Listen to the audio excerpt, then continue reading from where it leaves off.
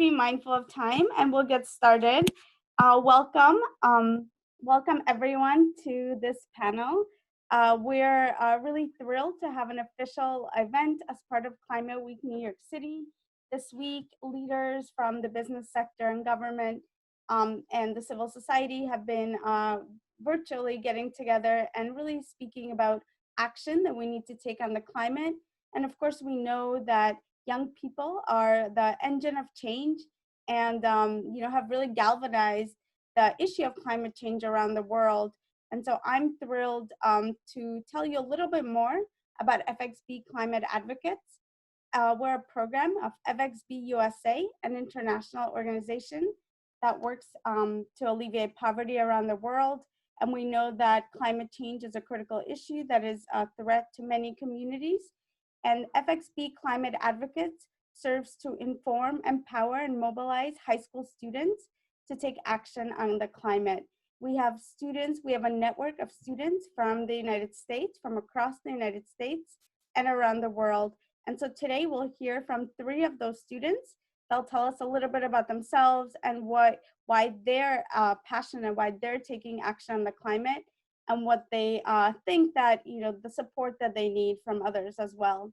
So with that, today we'll have Leonie Wisawati, Harry Justice, and Alejandra de la Fuente, 3 of our most exceptional FXB climate advocates who have, just completed a full day of remote or in-person learning and are here to share their stories with us. And I'm gonna turn it over to Leonie to start with their presentation. And so for those who are attending, you can type in questions into the chat box, and then at the end of the presentations, we can also, you could take yourself off mute and ask questions directly to our panelists as well.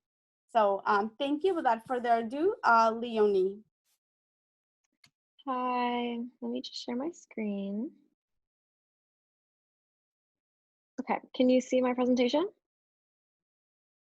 Okay, perfect. Oh, sorry, 1 second. Okay, I think I'm just gonna present it like this because I don't know how to do it in another way. So hi, I'm Leonie Wisawati, and I've been a FXB climate advocate for about, I would say, 8 months now. And I actually got interested in climate change when I was really young. Leonie, I'm sorry, can you just hit present? It's next to the share up on oh, there we go. Yeah, perfect. thank you. Thank you. Okay, yeah. So sorry, my climate story is when I was younger, I grew up in a household with a father who was very Republican and a mother who was very Democrat, and it was definitely, we had some difference in opinions. And one thing that I always argued with since I was really little was with my dad about climate change. And for a while, he believed that climate change came from other factors, not necessarily humans, but just from natural occurrences that happened around the world. And so that kind of got me interested in climate advocacy because I researched to argue with him, and I always wanted to win the argument. And once I got older and I got more interested and I really started getting into it, I started a little club at my school, an environmental club, and I kind of used that platform to learn more about it and to just have deeper knowledge. And another aspect of my life that really influenced my interest in environmentalism was growing up half Austrian. My family comes from a small village in the Alps in Austria called Grundlsee, and it's in this picture on the left here. And it's a really small town of about 500 people, and they really believe in nature conservation because the water that they drink actually comes from the lake that you can see in that picture. So if people pollute that lake, then their water is contaminated. So learning about sustainability in that way and how people have to depend on nature really taught me a lot about environmentalism. So kind of going off of that and going into my high school when I started really getting into environmentalism, maybe in a little bit of a bigger sense of the word, I started going to climate protests when Greta Thunberg and that whole movement became really big. And it actually inspired me to start my own fashion business because I got really into sustainable fashion. And learning about how fast fashion was really detrimental to the environment. And so I figured, I can do something about that. I have the resources. And so I used my skills, specifically my art skills, to start a business. And I started just like using whatever I had, so old clothing, and painting it, upcycling it. Upcycling means to like make something better than it was before. So I used old clothing from my parents, my friends, my own closet, and then made something better. And I kind of started a business when I did that, because I thought, why not inspire other people? And it got a lot of people interested in sustainable fashion. So it was a really good way to teach people about sustainable fashion. So one of the questions that Corinna mentioned was racial justice and climate change. And I definitely think that these two are deeply intertwined. When we saw, one example is Hurricane Katrina. African American communities, Black communities in America were disproportionately affected by this, and they were sitting on the roofs of houses for days waiting for help, and they didn't get it for a really long time. And so I think when we think about that, and we think even about the pandemic and how African American communities have been hit the hardest, that's exactly what's going to happen if climate change continues to get worse. And so that's where I think that the relation is. And then I think young people are currently the people who are leading this movement, and Greta Thunberg is definitely at the front of it. She's extremely inspiring and has inspired so many of us. And I think, we can't vote. A lot of us can't vote. I can't vote yet. And if I could, that would change a lot. But up until then, we have to use other platforms in order to use our voices. So I think, being an advocate, being a part of an organization like this is how we do that. And of course, take action, keep educating yourself, use your skills like I use mine for my business, and apply them to environmentalism, and you can do so much. So thank you for listening.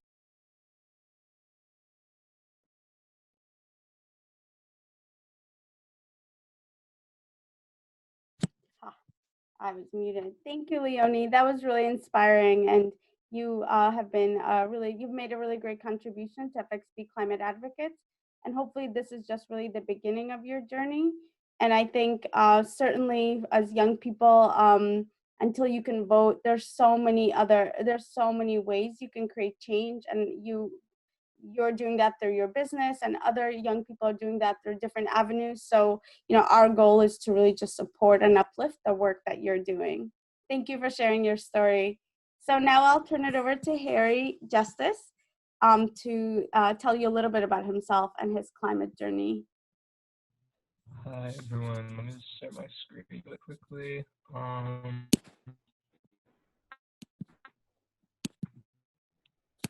Can you all see like the interview?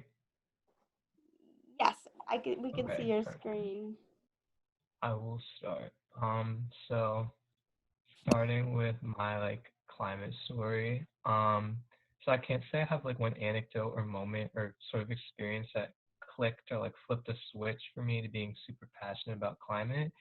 But I think I always cared about the climate and like the environment and the planet. Like when I was young, I knew like little things like how it was really wrong to litter and how humans contribute to environmental degradation. And I looked out for those little things, always trying not to be wasteful and trying to recycle and reuse the best I could. And I guess I can say instead that over time, that basic instinct and intention I grew up with got heightened. I got more into sciences in eighth grade, and in my first year of high school, I joined my school's environmental club. These were sort of like gateways, and once I was in, I didn't stop, and I just kept consuming more and more information and ideas that made me more and more passionate. I started to connect as much as I could to climate, whether it be papers in my American history class or independent science research at my school about sustainable agriculture, which led me to where I am now.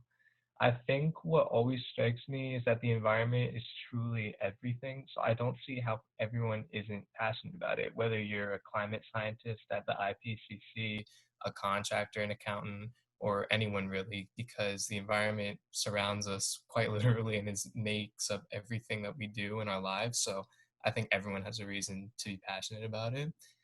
Um, so like my advocacy journey, I guess, I started like smaller with advocacy in ninth grade in my school's environmental club, but quickly began to take more action in leadership roles. I would give announcements to my whole school about sustainability, and I would participate in volunteering events with my club outside of school for my schools, like in my local school's community. For example, preparing plots for trees to be planted and picking up trash in local neighborhoods. But when my friend and I, who's also an FXB climate advocate, took over our school's club, we wanted to make more changes to make our club even more active. We started giving regular announcements every school assembly and began meeting with administration to take action. For example, coordinating our school's participation in the climate march, trying to get students to minimize their food waste and take advantage of our great zero waste kitchen, and planning environmental programming. All of that also amplified when I joined FXB, where I was given many opportunities to participate with different organizations like the Years Project, the Climate Museum, the Protect Our Planet movement, the Trillion Trees Project, and many more. I also try to incorporate it into my academics, doing academic research for humanities courses, for example, that intersect the environment and human ecology, and doing science research on sustainable agriculture and agronomy to hopefully contribute to an ongoing body of scientific knowledge about sustainable development. At this point in my life, I really like consider myself like sort of a student. Like that's one of my like main sort of occupations in my life. So I try to incorporate academics into like my advocacy journey as much as I can. Um, and I used to fall into a trap of thinking of climate change as purely a global sort of big issue, but I'm also trying to get involved with my local community in protecting my specific county. I live in Hudson County in New Jersey. I was like protecting my specific county from environmental hazards and degradation by signing petitions and showing up to Zoom webinars and meetings when possible. And I started doing more and more research and learned that like my city is like the second most polluted or sort of environmentally contaminated in my state, which was honestly, the more I thought about it, I was like, yeah, that kind of makes sense. And then I could see all these global issues, all these academic issues that I sort of had distanced myself from in my advocacy and in my learning really present themselves in my actual life and in the community that I call home. So I'm trying to connect with that more too. Um, so environment and racial justice. So the climate movement and the racial justice movement are highly intersectional. Much like many intersectional environmentalists, I would assert that you cannot fight for the environment without fighting for racial equity and justice, and you cannot be an environmentalist without being anti-racist. This is summed up by environmental justice, which looks at the way environmental degradation and also disproportionately affects marginalized communities of people. Pictured here are Leah Thomas, the creator of an Instagram page I love called Intersectional Environmentalist, which speaks a lot about racial and environmental justice. And on the left is Dr. Robert Bullard, who is noted as the father of environmental justice due to his immense contributions to the environmental movement and environmental justice. I think it's just really inappropriate to not talk about racial justice when talking about the environmental movement due to the huge contribution of specifically Black and Indigenous people to the environmental justice and environmental movement in general. For example, Dr. Robert Bullard contributed so much in the early stages of environmentalism when it was starting to get going in the 60s, 70s, and 80s. And many people of color really know firsthand, sort of like what Leonie was talking about, the direct effects of climate change, of environmental toxins, of environmental hazards, because they're so disproportionately affected by them. So when we talk about the environment, we have to talk about race and racial justice. So it's really impossible to look at the environment without looking at race and class. When environmental degradation and contamination happen, they happen within the systems that human society has created. These systems, as we know it, are inherently racist, classist, and sexist. So when the environmental degradation happens within those racist systems, they not only perpetuate environmental ruin and ecological collapse, but also perpetuate racism and racial inequity as well. For example, in the United States, poor air quality is more common among communities of color, leading to higher asthma rates among kids of color. Toxic waste, hydroelectric dams, landfills, and power plants are disproportionately and purposefully placed closer to Black and Indigenous communities. While this is a harsh reality, what inspires me most about the intersection between environmental and racial justice is the potential solutions. When focusing on new solutions that innovate our built environments and improve urban and environmental policy, it has so many opportunities to also restructure our society in ways that assure racial justice and equity. I feel like when we start talking about environmentalism and what possible solutions are for sustainable development, we talk a lot about restructuring the current society, because I think more and more of our generation is realizing that the reason we have so many environmental problems is the way that our society is structured and set up. Now, in deconstructing that society in order to fix environmental problems, we also have an opportunity to fix these longstanding problems of racial injustice and inequity that are an inherent part of these societies. So I think that environment and racial justice are extremely linked and have really great potential to fix both of these huge problems. So youth climate advocacy, and you can see I've pictured a few youth climate advocates that inspire me, like Greta Thunberg, everyone knows her.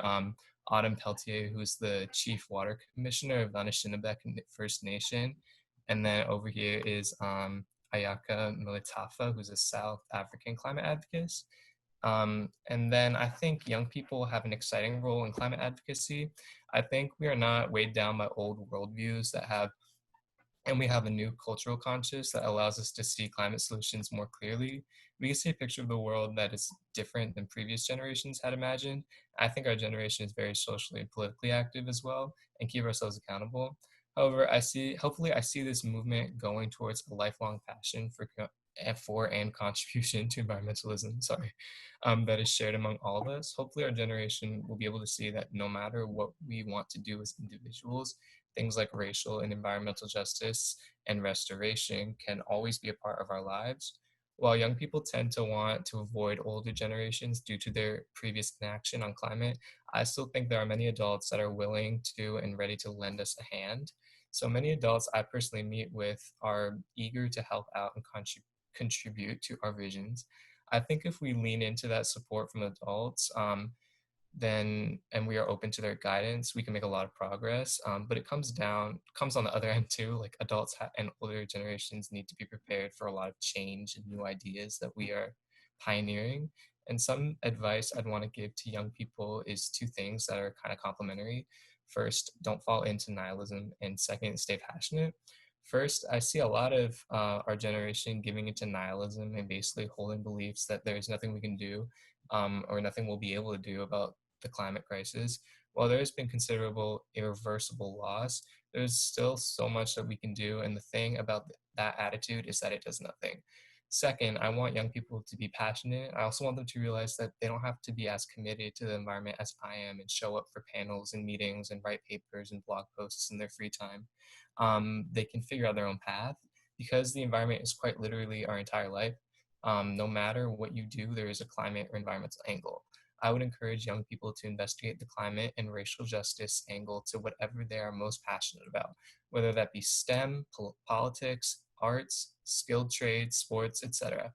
The possibilities are really endless, so there's a lot to get excited and passionate about. Thank you. Thank you, Harry. That was really powerful. I especially like how when you said that how this issue went from like being something really global and massive to when making it really personal to your community and like what you could see and feel around you. I think that's really powerful.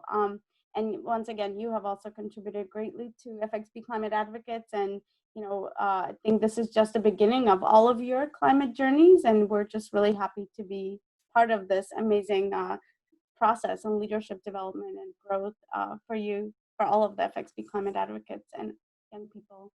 So thank you. Now I'll turn it over to Alejandra. So you can share your screen, Ale. How do I? Oh, okay. Okay. Awesome. Yeah, we could see it. Awesome. So a little bit about my climate story and an overview, because I could go on, but ever since I was little, I've always loved to take care of things, whether it was either my cousins or even making sure that the lights were turned off when I left my room. So taking care of the environment was almost like second nature to me, especially since I grew up spending my summers in Spain. I was always surrounded by nature. We would even have a garden where we would get our food every single day, and I would even water the plants and take care of the plants with my grandmother.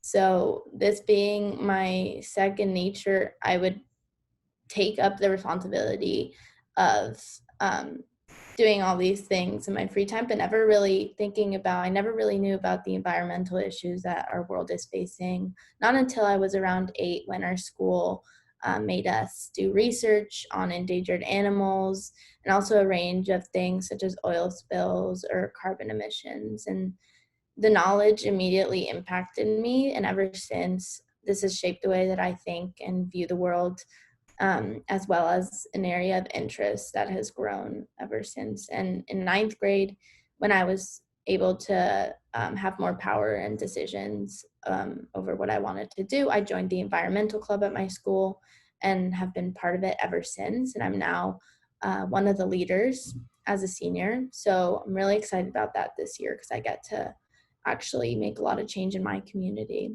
But last year, I joined FXB, and that has made my view completely change on the climate movement. I have been exposed to so many more opportunities, and now I see all the different directions that you can take this movement in all different types of fields like politics or innovation, and that has really motivated me to pursue this even into college and in my studies right now. So through education, it has become clear how this is an issue that affects not only every human, but everything with life. And because we are the main reason for these issues, I think everyone should be made responsible to not only educate themselves, but live a more sustainable life. So that's something that I try to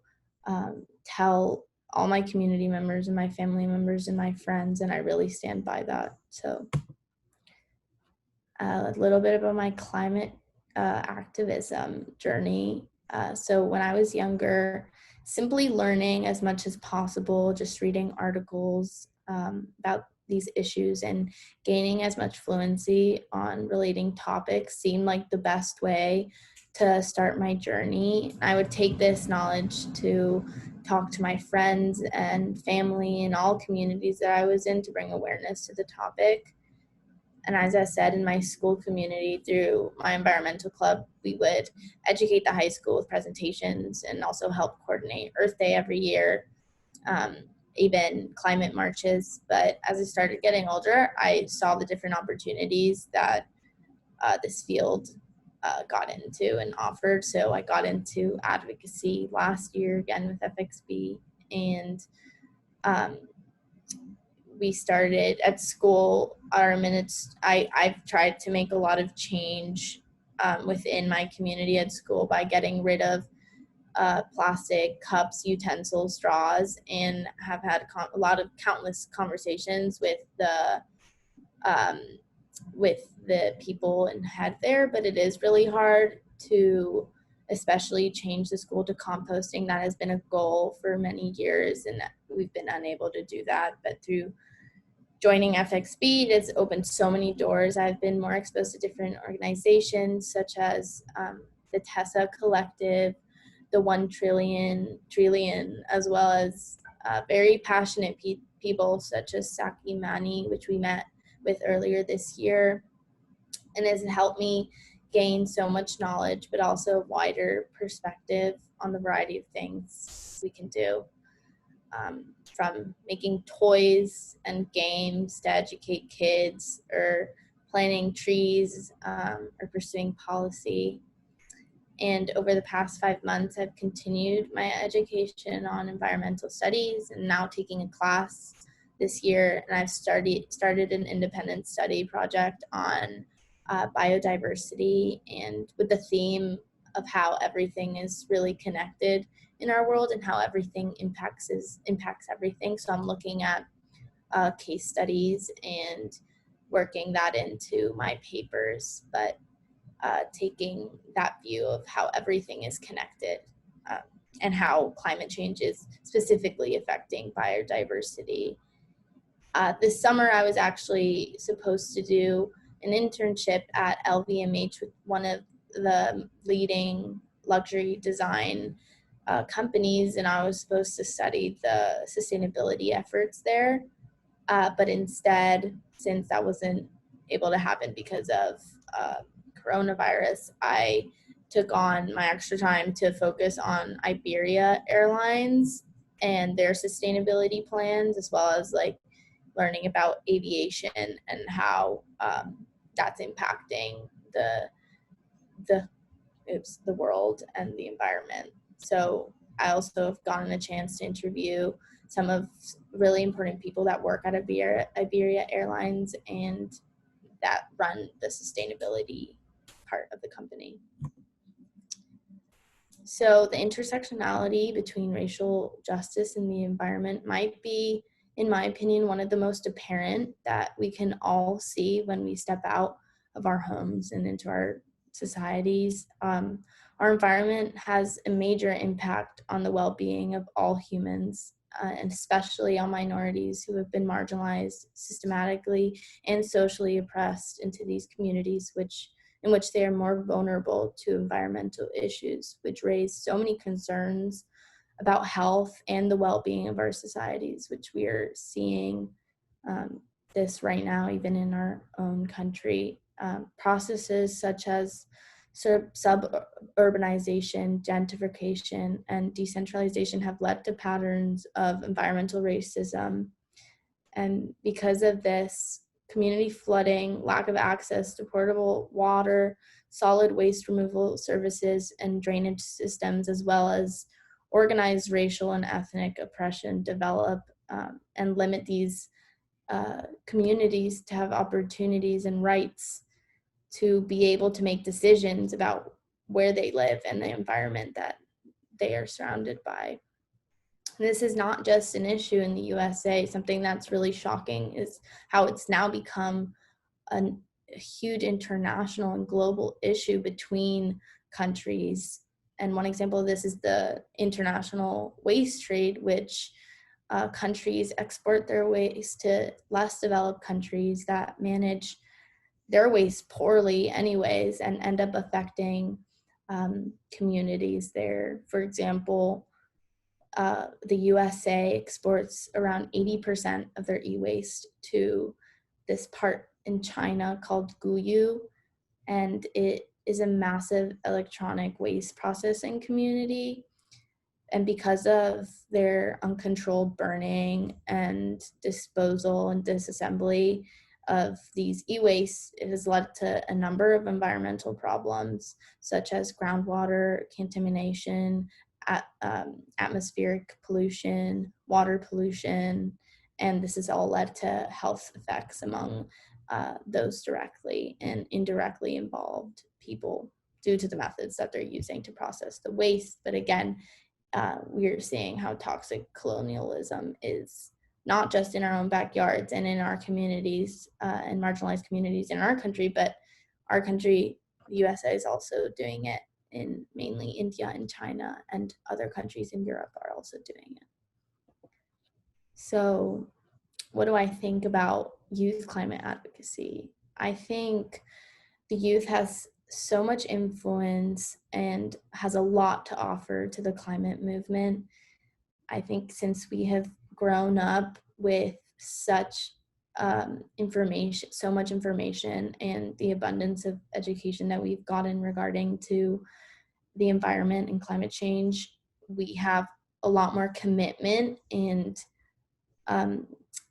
we want to take part ourselves. So on top of that, we're fighting for our future in our future world, health, lives, and even our future children. So I think it's felt much more as a threat to our generations than previous generations. But I still find that adults have really, especially previous generations, have set the stones for us to work upon, and it's now our time to redefine how we want to continue the journey of climate advocacy and the changes that we're going to be able to see and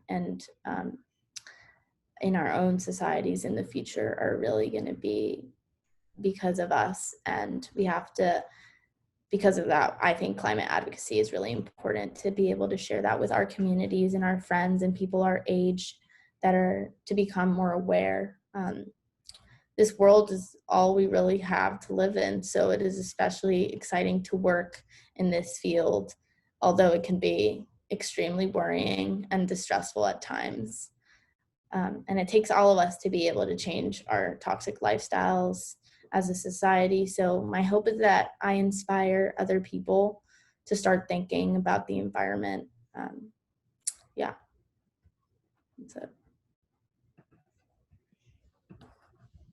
Thank you so much, Alejandra. That was really powerful. I really like always your story about really growing up around nature and that connection. And I just think, you know, that there's really nothing more powerful than that in like individual experience and connection to nature as a way to make people really care about climate change. That's just, I almost feel like more than sometimes data and numbers and, you know, really distressing and, you know, statistics and information. It's really just that personal connection that if you grew up around nature, you want to preserve it and you want it to be there for your children and grandchildren. And so Sorry. Go ahead. No, I just think that's what really brings people that want to make a change, people that want to, the people that believe in it are those that want to make a change in the environment, are those that have a special connection to it. And I think climate advocacy, since our role is to educate people and bring awareness and make noise about the issue, that connects people to what's happening and that creates personal relationships between people and these issues in the environment. So I think that's why it's so important, because it's getting the people who aren't exactly listening or haven't had that connection with the environment or aren't able to see what's happening, to bring them in and for them to become educated and active. So I think that's why it's so important that we're doing this right now. Exactly. Thank you. So while I give some of our attendees a chance to type into the chat box, I'll pose a question to all three of you and you can just each answer. So as you know, we're of course living in a very difficult moment during a global pandemic. You know, it could be kind of depressing. And even when you work, I remember one of the FXB climate advocates said that it could be lonely to actually, advocate for changes. So I'm curious, how do you stay hopeful, positive, and motivated? What keeps you guys going, even when things are really tough? So we can just, you can just each speak up, or we could do it, Leonie, Harry, and then Alejandra.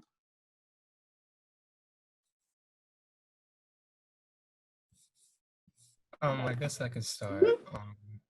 I think like having meetings like this is nice because although it's like on the computer and like a lot of us get very tired of being on the computer because it's not like, I don't know, it's not something that like we're really built to do.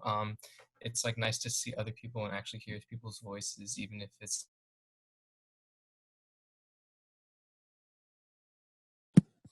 Harry, your sound cut out. We don't hear you.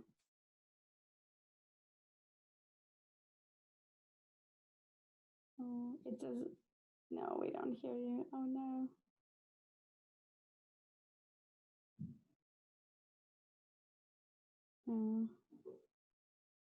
Harry. Okay. Well, how about Leonie, and then when Harry can speak after Ale, hopefully he can fix the sound. Well, I think going off of what Harry was saying, it's comforting to at least see other people's faces on Zoom, even if we can't necessarily connect in person. It's, better than nothing. And I think just connecting and relating over the topics that we discussed is very empowering and definitely makes me feel a lot more positive. Yeah, also seeing everything that's happening now, I think all of the devastating things that are happening is even more of a motivation to keep going and bring awareness and try to educate people, as well as being stuck in your home and only staring at a computer makes you miss everything that you had before. So for me, it makes me even more motivated to try to educate myself on things and try to pursue these studies like in college and try to actually do things to be able to stop what's happening or have the slightest impact to try to connect, save nature and like connect with nature as well too. And that goes for people too. Like I was been just talking about how this relates to our health and how we can see the impacts that it has on human health and animals. It's not just the environment. I think as it keeps getting worse, we're going to be able to see that, and greater measures are going to be taken. So, yeah. Thank you. Harry, did you want to finish your thought? Yeah, can you hear me? Yes. Okay, let me know if you can hear me again. I'm sorry. Yeah, I guess going off about what they both just said, I think what Alejandra just said is what I was gonna continue to say next. Like with everything going on, like there's no choice but to like keep going. Like I can't like you can't just stop. Like it's just wouldn't like be like right. Like we have to keep going with like environmental and racial restorative justice because of everything that's happening, and it's like also related to like COVID-19. If you think about, there's like people connected to climate like so much, and that's so true. So when you think about like why we're sitting at home, it also relates to the environment and like why it's being so exacerbated in some communities. Like for example, like I was reading about how Doctors Without Borders like has never been sent to anywhere in like the contiguous United States, but for the first time they had to be sent here because the Navajo Nation has been like hit so hard by coronavirus, like harder than I think, like one of the hardest out of in the entire world. And when you go in and like start to examine why, there's a lot of different reasons why. Um, but also like it has an environmental sort of connection because like people who are living in the Navajo Nation like don't always have like clear access to water or like the best access to water. It's really hard to get. And when you think about why is that, it goes back to this huge legacy of like uranium mining and environmental toxins and hazards that were dumped on that land that the Diné people had to deal with. So when you just start to examine everything else, like Alejandra and Ligania were talking about, you can't really like stop. Yeah, thank you for those thoughtful answers. What I heard was first, really a sense of community is what gives you hope, right? Really coming together, for now virtually, with the others who care, who come to it from different perspectives really matters. And I think, certainly the pandemic makes all of us really miss and really understand like the inherent value of community and being connected to others. But I think especially during this time, as all of you said, where we don't have time to waste, this is as important. And then I also heard you, all three of you, talk about really the connection also between COVID and climate change, and how the reality is that we have to work towards climate change. Like what Harry said, we can't stop, right? This is more urgent and more pressing than ever. It's always been pressing, but now it's definitely, there's no room for inaction. So thank you. So I don't see any questions in the chat box. So I have another question. Certainly at FXB Climate Advocates, we work really hard to support you and provide resources.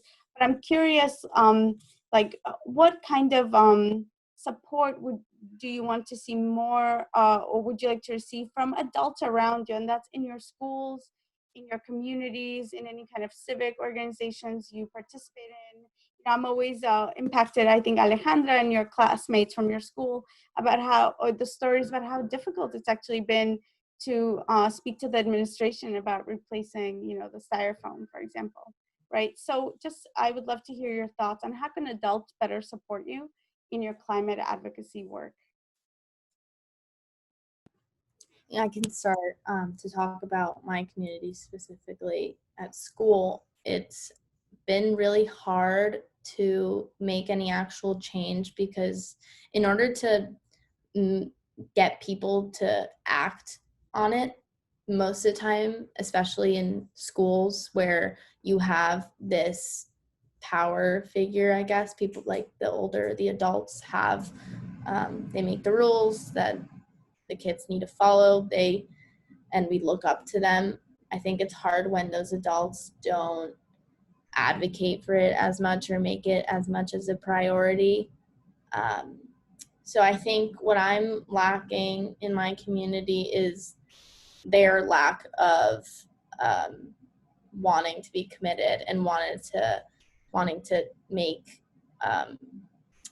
like addressing these issues and making them rules to get a whole community as big as a high school to actually make a change. Because individuals, especially like in my environmental club, or those who are actually educated and aware of these issues will, but in order to get huge amounts of people to change, you do need some sort of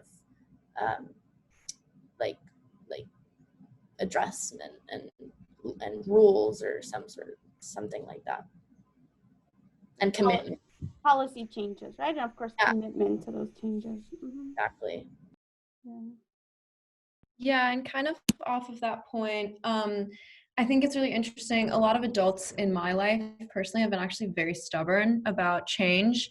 I'm just thinking about like during COVID, during the lockdown, I really wanted to start a compost at my house, and my mom was so against it. She's like, it's smelly, like it's so hard to deal with.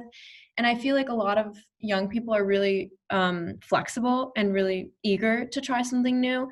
And a lot of people who are set in their ways don't really want to break the cycle and take that step, especially because it's uncomfortable.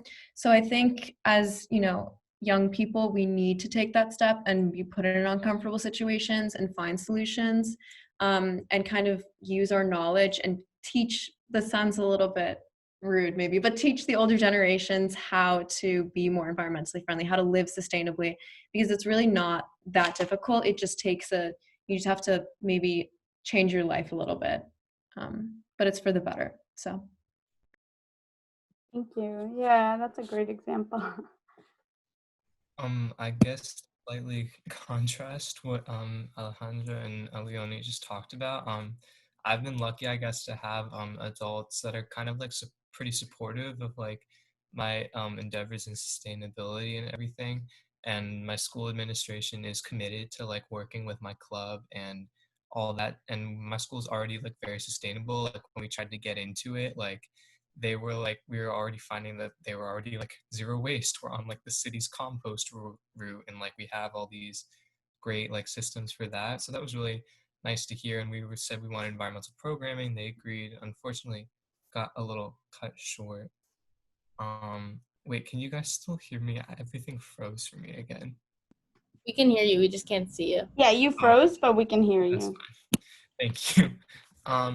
And then I guess what I look for, and for me, like a lot of the kids I know are actually kind of more stubborn, which is kind of annoying. But then in a way, I guess I'd agree with what Alejandra and Leonie said, that I would like the adults to set more of a precedent so that like students can see that they should also like follow that precedent. Because I think a lot of kids I know like are still sort of stuck in this area where they're following adults' lead, so they have that power. And then I guess the next thing I'm looking for is like just like open mind, and this actually could apply to like kids my age and adults, but I think just more adults because kids my age are more used to changes and like we're still new to everything.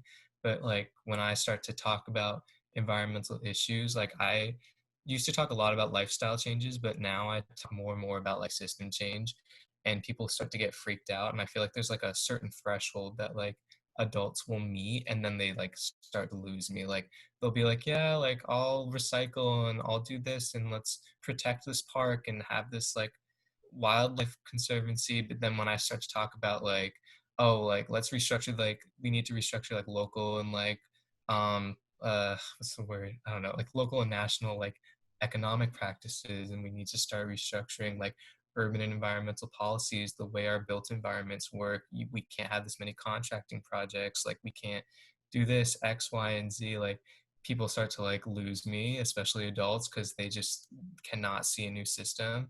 And I like try to make the point, I'm like I'm like, someone made this system up, like we can make a new one, like this is all made up, like, we can do something else. But I think just to have that more open mind would be helpful. Thank you. I love all the complementary and very different perspectives as well. That was really interesting. I'm thrilled to read a question from Emily. Can you recall a time that you truly felt as though you were making a difference and succeeding in your fight for the environment? Tell us that story, that victory, that triumph where you really felt that you were making a difference. And all of you, if you can share, that would be great.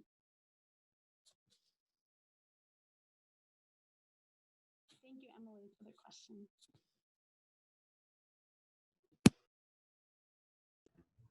I can share. I think it's hard to say that I feel like I've made an actual huge impact because that's pretty hard since it's such a large scale issue. But I definitely think that the education that I've brought to myself, like the awareness that I've created in my family and communities and my friends, I think is one of the greatest things that I have done and can continue doing, especially joining FXB and bringing with me, I think, like 5 people from my school was something that I felt really proud of because I was able to attract more than just myself. So I think that's one of the huge impacts that I've felt, that I've actually made a change. Thank you. Carrie, Leonie? I think for me, I kind of agree with Ale. It's kind of difficult to pinpoint an exact moment where you feel like you've made a huge change, because the fact is, the whole point actually of environmentalism, I think, is to make changes for yourself in your own life in order to get everyone to do that, and just maybe not use as much plastic or not eat as much meat, stuff like that. But I have to say, one thing that I did stick out to me, and that maybe isn't a huge change, but it was significant for me, was when I started talking about sustainable fashion, and I started pointing out to people the impact of fast fashion. I gave a presentation to my school, and afterwards lots of kids came to me and they're like, okay, like, how do I change this? What do I do now? And I thought the fact that they were asking questions, that they were coming to me, that they were curious, was showing that they did care and that they just didn't know, and that they needed to be educated on that topic. And then another moment that I keep thinking back to is the climate march, because that was one of those incredible moments where our generation came together, and you could really see how we used our voices to be angry and to tell our government, like, hey, we need some attention to this topic. And I think that was one moment where I really felt like I was making a difference, because I was one in many. Yeah.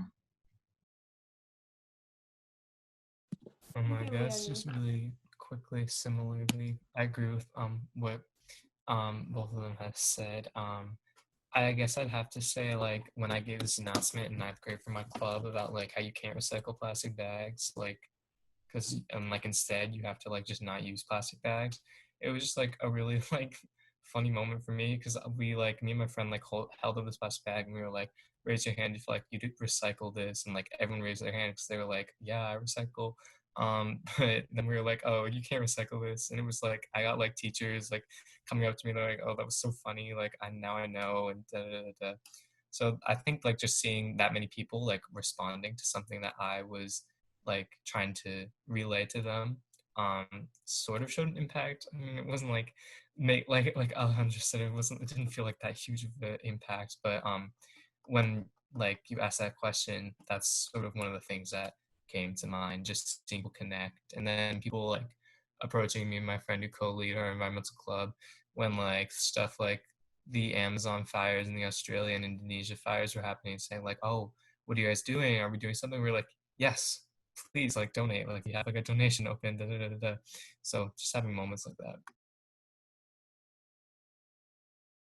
Thank you. Those are all really great examples. And I think what I think all of your examples show is that education and creating awareness is a really powerful strategy. That a lot of our like behavior change really starts with just awareness about our actions, right?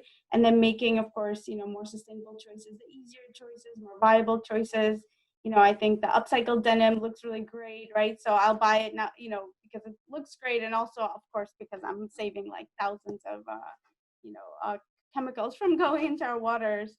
So I think you guys are making a difference, and you may feel like it's small, but it's not small. If your teachers didn't, didn't realize that you can't recycle plastic bags, you made a big difference right there. So I just want to kind of assure you that there is no like small, every action matters. It's all just like, adding up to a bigger picture. So we have about 8 minutes, and I just want to ask maybe each of you to give us some closing words. If young people are watching this webinar and they'll, be able to see the recording, like you've shared some advice, but tell us, like, what can young people do now? Like we're in this new reality. What should we be all doing, young and not so young, or young at heart, as we say? What do you want to see more action in what kind of areas? Like what can we do?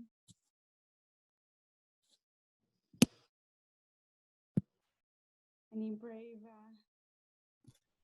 I mean, it's gonna sound like very like simple and very like I don't know, like I guess kind of cliche, but like people really like we need people to care. Like I feel like I'm just running into so many kids who are just really like don't care about anything, and it's like really sad. And I'm like finding myself being one of those people, and there's just so much going on that you just sit back and you just don't want to care about anything. You just want to like sit down all day, like literally just like sit in your home. But like we really just need people to care, and we need people to be passionate again because that's super important. Um, and I think that'll be like a driving force for anything that anyone wants to do. I already said it. It just feels repetitive because I already said it in my presentation. But it's just like finding that angle for different kinds of like restorative justice within whatever you're interested in, and just realizing that you can relate like climate and like racial justice. So whatever you're interested in. Thank you. Everyone has a role to play, basically, right? It's just regardless of what you're passionate about. Thank you. I think I said it in my presentation too, but I strongly believe in education and the amount of change that knowledge can do just because it brings awareness and it connects that person to a movement. And like you said, Harry, I think it's really sad to see people lose motivation and hope for the future. But at the end of the day, like, I think we will be able to create a lot of change. And I think that the most important part is through policy and changing those laws to make systematic change in racial and environmental issues. And I think especially with people like us, like that are really motivated and have been taught since we were really little the importance of these issues, and they're only really becoming more apparent and will continue to. I don't think we're left with any other option than to actually make change. So yeah, focusing on policy. And if I would give any advice to anyone who wants to join this movement or just wants to focus on how to change their life or lifestyle, or even learn more about the environment in college or do anything and work in it, is try to connect your personal life, like something personal, and because that keeps you motivated throughout your whole life, finding that deep connection to something. And there's just such a huge range of things that you can do in this field that it's really endless. And it's just, since it's such a change, there are so many opportunities. We basically have to change how we're living, which opens so many doors to innovation and lifestyle change and just how we are as a basic society. So I don't see it as like, it's just sharing this with other people will open new perspectives and doors. And there's just more, so much, there's an endless and infinite time and space to change and do everything. So yeah. Thank you. Yeah, and a moment in history that kind of keeps coming back to me is when Trump wanted to repeal the Affordable Care Act and he wanted to get rid of it. He brought it to the Supreme Court, but there was so much pressure from the people and from people across the country, Republicans, Democrats, who went to the government and said, hey, we don't want this to happen. There were protests, there were petitions. And so they didn't get rid of the Affordable Care Act. It still exists. And that example is really powerful to me because it was really important to Americans to have that Affordable Care Act, to have health care, and they were angry enough to pressure the government and to keep it. And I think if we could pressure the government in the same way, we don't even have to be able to vote. Like young people can go and pressure the government, stand outside their offices. You know, they see from their windows signs saying, hey, you're the one who hasn't created the policy and we can't do it, you have to. Like that, unfortunately, the government does have to play a big role in changing a lot of this. So I think with pressure, we can make so much change. And the larger this movement gets, the better, and the more pressure we can make. So I really hope that people join and see that there is a lot of change that can be made. Thank you. Those are really powerful words of advice, and really like a mandate for all of us to act, regardless of your age or where you are in life. So, I mean, I'm certainly inspired by the three of you and the other FXB climate advocates. And I thank you for taking time to prepare, to share your story. I know, you know, it's not easy. You're in school full time. And so we're just really grateful. I think, you know, I know I've really enjoyed this exchange. And I think what you guys said earlier, it was just really nice to see your faces and to hear your stories and just to remember like that we do all share like that same aspirations, and you know we're so it was just really nice. And thank you for those who joined us as well. And thank you so much. Have a great afternoon, everyone. Thank you. Bye. Thank you. Thank you.